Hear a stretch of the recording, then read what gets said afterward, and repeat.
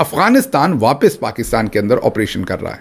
Pakistan must get ready for 2.5 front war. Afghan Taliban का बलूचिस्तान और खैबर पख्तूनख्वा में दाइश के मुबैना ठिकानों पर फजाई हमलों का दावा। Get ready for Afghanistan, get ready for India and get ready for terrorist. ये पाकिस्तान को दोनों साइड से ये मारने की कोशिश करेंगे। अब भारत ने कर दिया नल बंद।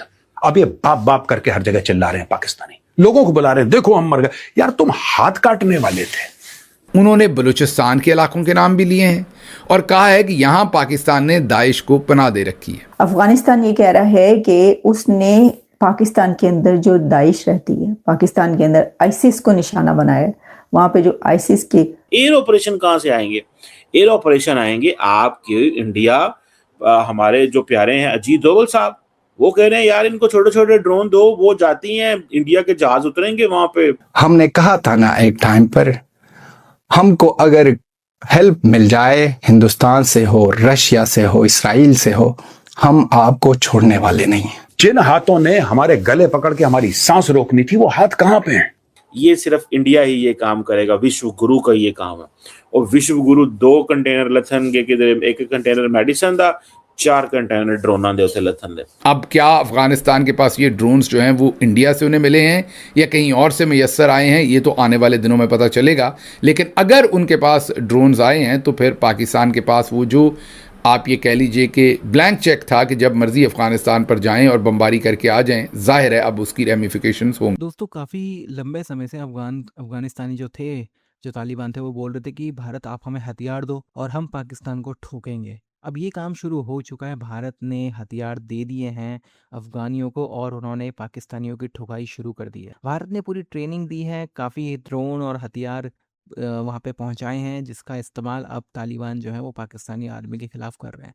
अब कंडीशन ये बन चुकी है अफ़गानिस्तान और पाकिस्तान बॉर्डर पे कि पाकिस्तानी फ़ौज बिल्कुल भी आगे नहीं बढ़ पा रही है। जो इनके कुछ दावे थे उसको यूएन की रिपोर्ट में भी झूठा बता दिया गया है, वो चीज़ें सही नहीं थी और बुरी तरह से तालिबान ने ठोका है पाकिस्तानी फ़ौजियों को, पाकिस्तानी फ़ौज को। अब कुछ हमले इन लोगों ने किए हैं, इनकी एयरफोर्स ने किए हैं, जो हवाई जहाज़ में बैठ के गए, बम गिरा के आ गए और उसमें बेगुनाह लोगों को, इनका कोई लेना देना नहीं था लड़ाई से, उन्हें मार दिया। यानी बेगुनाह औरतें बच्चों की इन्होंने हत्याएं की। यही काम पाकिस्तानी कर सकते हैं और ये काम इन्होंने किया है, जिसकी काफ़ी निंदा हो रही है। यूएन ने भी इस चीज़ को कन्फर्म किया है।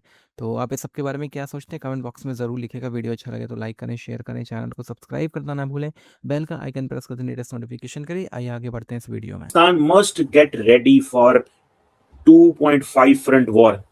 2.5 फ्रंट वॉर किसे कहते हैं? 2.5 फ्रंट वॉर कहते हैं get ready for Afghanistan, get ready for India and get ready for terrorist. इसको 2.5 फ्रंट वॉर कहते हैं। ये पाकिस्तान को दोनों साइड से ये मारने की कोशिश करेंगे। इंडिया डिप्लोमेटिक प्रेशर बिल्ड करने लगा एफएटीएफ के जरिए कि जनाब अब हमारा वहां पे वाइस प्रेसिडेंट आ गया। रिसेंटली पता है, मैंने आपको एक डिस्कशन भी हमने की थी।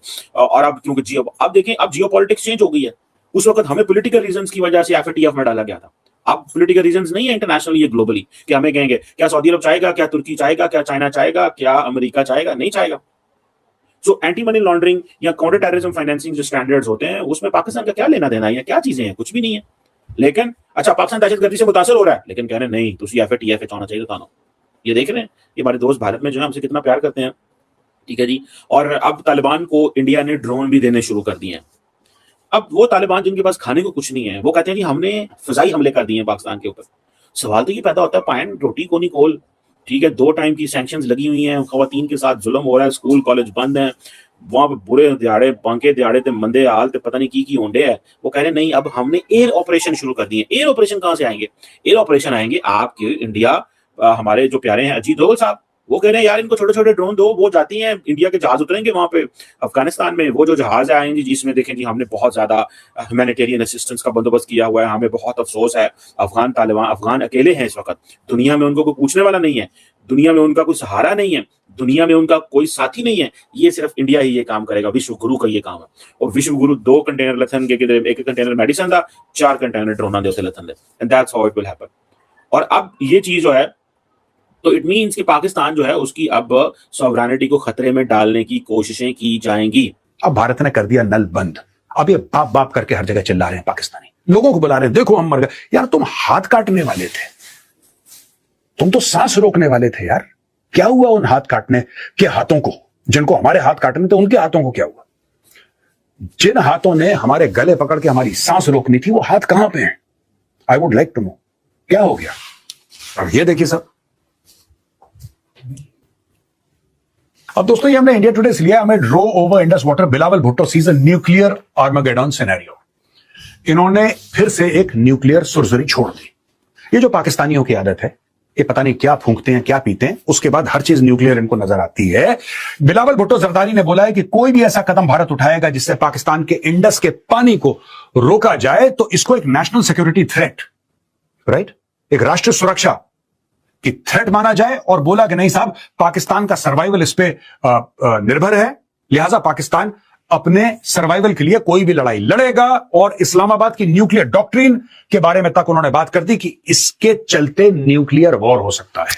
यह बिलावल भुट्टो जरदारी का कहना है। इस आदमी का कहना है, the PPP chairman said Pakistan's nuclear doctrine identifies certain extreme scenarios including threats to its economy.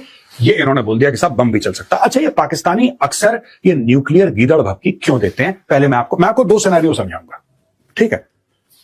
पाकिस्तानियों की आदत है कि न्यूक्लियर बोलो, उससे क्या होता है कि गोरा डर जाता है, ठीक है। जो अमेरिका है, वो यूरोप है, वो अनसेटल हो जाता है कि अरे लड़ाई होने वाली है, न्यूक्लियर वॉर, चलो बीच में आओ।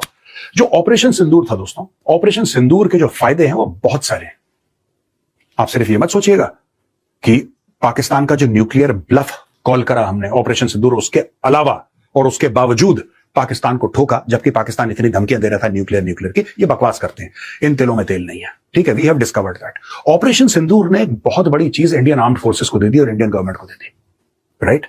अगर आप एक बार पाकिस्तान के दांत तोड़ सकते हैं और पाकिस्तान कुछ ना करे न्यूक्लियर में, आप दोबारा जाके तोड़ सकते हैं और इसका न्यूक्लियर बेकार है। आप बार बार जाके पाकिस्तान के दांत तोड़ सकते हैं और पाकिस्तान कुछ नहीं कर पाएगा। आप समझ रहे हैं?